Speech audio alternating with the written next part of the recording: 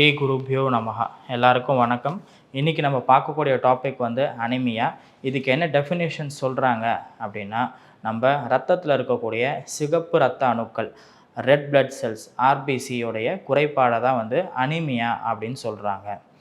இந்த ஆர்பிசியோடைய என்ன முக்கியமான கர்மம் அப்படின்னா, இது நம்ம லங்ஸில் இருக்கக்கூடிய ஆக்சிஜனை எல்லா திசுக்களுக்கும் எடுத்துகிட்டு போய் சேர்த்து அந்த திசுக்களில் இருந்து கார்பன் டை ஆக்சைடை எடுத்து லங்ஸுக்கு சேர்க்கக்கூடியது தான் இந்த ஆர்பிசி உடைய பிரதான கர்மம். இதுக்கு ஹெல்ப்ஃபுல்லாக இருக்கக்கூடிய காம்பனண்ட் பேர் ஹீமோகுளோபின். அதோடைய குறைபாடை தான் அனிமியா அப்படின்னு சொல்லிட்டு நோட் பண்ணுறாங்க. இதுக்கு 3 காரணங்கள் பிரதானமாக சொல்கிறாங்க. அதில் first one heavy blood loss. இது ஆக்சிடென்ட்ஸ்னால பிளட் லாஸ் ஆகலாம், இல்லை உடம்புல நிறைய ப்ளீடிங் டிஸார்டர்ஸ் இருக்கிறவங்களுக்கு பிளட் லாஸ் ஆகலாம்.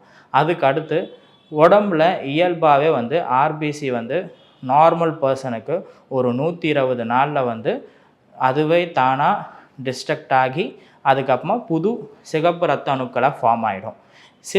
இது யாருக்கு அனிமையாக இது மாறும் அப்படின்னா, 120 நாளுக்குள்ளே இந்த ரெட் பிளட் செல்ஸ் அழிஞ்சு போயிடுச்சு, அதுக்கு முன்னாடியே அழிஞ்சு போயிடுச்சு அப்படின்னா அவங்களுக்கு அனிமியா வர்றதுக்கு நிறைய வாய்ப்புகள் இருக்குது.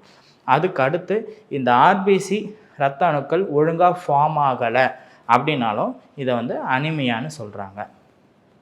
இதை ஆயுர்வேதத்தில் எது வச்சு நோட் பண்ண முடியும், இதில் இருக்கக்கூடிய சிம்டம்ஸ் எல்லாம் எதை வச்சு நோட் பண்ண முடியுது அப்படின்னா, பாண்டுன்னு சொல்லிட்டு ஒரு அத்தியாயம் சொல்கிறாங்க. அதில் என்ன அப்படின்னா, நம்ம உடம்புல இருக்கக்கூடிய ரத்தம் ஒழுங்காக ஃபார்ம் ஆகலை, அதாவது நம்ம சாப்பிடக்கூடிய பொருட்களில் இருந்து நம்ம உடம்புல இருக்கக்கூடிய எல்லா தாதுக்களும் ஒழுங்காக ஃபார்ம் ஆகாமல் இருக்கிறதுனால வரக்கூடிய ஒரு வியாதியாக பாண்டுன்ற ரோகத்தை சொல்கிறாங்க. இதுக்கு முக்கியமான காரணமாக என்னெல்லாம் சொல்கிறாங்க அப்படின்னா, உணவில் நிறைய உப்பு, புளிப்பு, காரம், அதுக்கப்புறம் நிறைய ஸ்பைசியான ஆகாரங்களை சாப்பிட்றது, பகல் நேரத்தில் தூங்கிறது, ரொம்ப ஸ்ட்ரெயின் பண்ணி ஒர்க் பண்ணுறது, இது எல்லாமுமே நம்ம சாப்பாட்டில் இருந்து ரத்தமாக ஃபார்ம் ஆகக்கூடிய விஷயத்தை பாதிக்குது அப்படின்னு சொல்கிறாங்க. இதில் பாண்டு ரோகம்னு ஏன் பேருனா, இந்த வியாதி இருக்கிறவங்க உடம்பு வெளுத்து போயிடும், அதனால தான் பாண்டு. சமஸ்கிருதத்தில் பாண்டு அப்படின்னா உடம்பு ஒரு மாதிரி வெளுத்து போகக்கூடியது தான் பாண்டுன்னு சொல்கிறாங்க.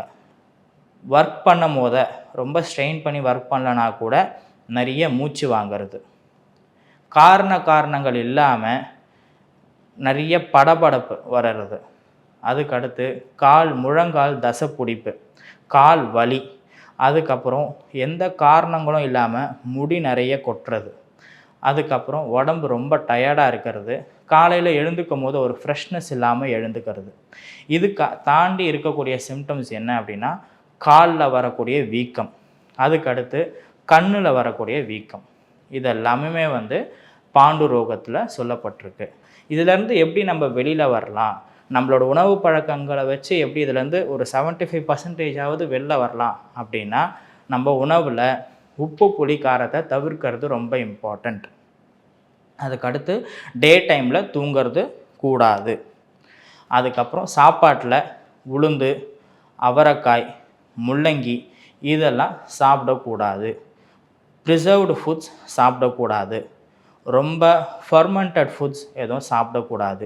இதெல்லாம் சாப்பிடாமல் இருந்தோன்னா ரத்தம் ஒழுங்காக ஃபார்ம் ஆகும். அப்போ எதெல்லாம் சாப்பிடணும் அப்படின்னா, ஃப்ரெஷ்ஷான ஃப்ரூட்ஸ் சாப்பிட்றது ரொம்ப இம்பார்ட்டண்ட். அந்த ஃப்ரூட்ஸ் வகையில் முக்கியமாக மாதுளை, திராட்சை, நெல்லிக்காய், இந்த 3 பழங்கள் ஒன்று நேரடியாக பழமாகவே எடுத்துக்கலாம், இல்லை ஜூஸ் போட்டாவது எடுத்துக்கலாம். இந்த வகையில் சாப்பிட ஆரம்பித்தோம் அப்படின்னா அந்த இரத்த குறைபாடு அப்படின்றது கம்மியாகும், உடம்புல இருக்கக்கூடிய டயர்ட்னஸ் அப்படின்றது கம்மியாகும். அதுக்கு அடுத்து உணவு வகையில் காய்கறிகளில் நிறைய பச்சை காய்கறிகள் எடுக்கிறது நல்லது. முக்கியமாக புடலங்காய், அதுக்கப்புறம் சௌச்சவ், அதுக்கப்புறமா சொரக்காய், அதுக்கப்புறமா வெள்ளரிக்காய், 15 நாளுக்கு ஒரு வாட்டி பாவக்காய், அதுக்கப்புறமா கேரட், பீன்ஸ், பீட்ரூட், இந்த மாதிரி இருக்கக்கூடிய ஃப்ரெஷ் காய்கறிகளை எடுக்கிறது நல்லது. நிறைய கீரை வகைகள் சேர்த்துக்கணுன்ற அவசியம் இல்லை. முக்கியமான கீரை வகை எது அப்படின்னா முருங்கைக்கீரை சேர்த்துக்கிறது ரொம்ப இம்பார்ட்டண்ட்.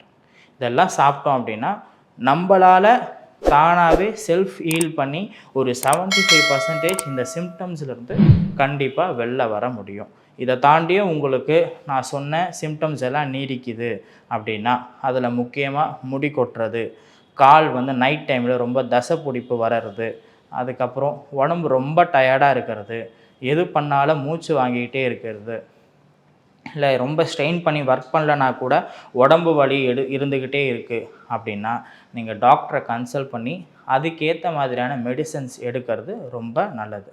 தேங்க்யூ.